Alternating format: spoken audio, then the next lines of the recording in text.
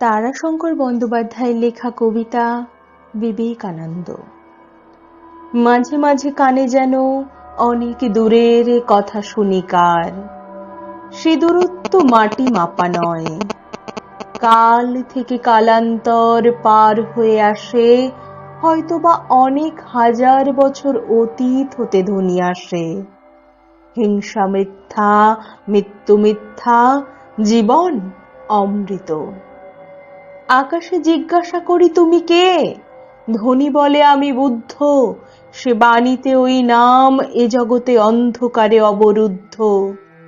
মানুষের মৃত্যু ভীত আর্ত কোলাহল স্তব্ধ হয়ে যায়, আলো জ্বলে ওঠে, মানুষ মিছিলে খোঁজে অমৃত কোথায়। পথ চলে পথশ্রান্ত মানুষেরা আবার আধার খোঁজে, অরণ্যে গুহায় ঢুকে হতাশে এলায় দেহ চোখ বোজে। অন্ধকারে মৃত্যু ভয়ে জাগে, ভয়ার্ত মানুষ মৃত্যু স্থির জেনে আকণ্ঠ আসব পানে হয়ে ওঠে প্রমত্ত অধীর।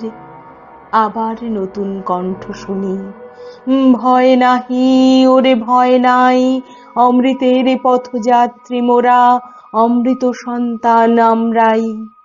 শত শত বৎসরের গাঢ় অন্ধকারে উঠেছিল বাণী, মানুষেরা পেয়েছিল অপরূপ একজন অমৃত সন্ধানী মানুষকে।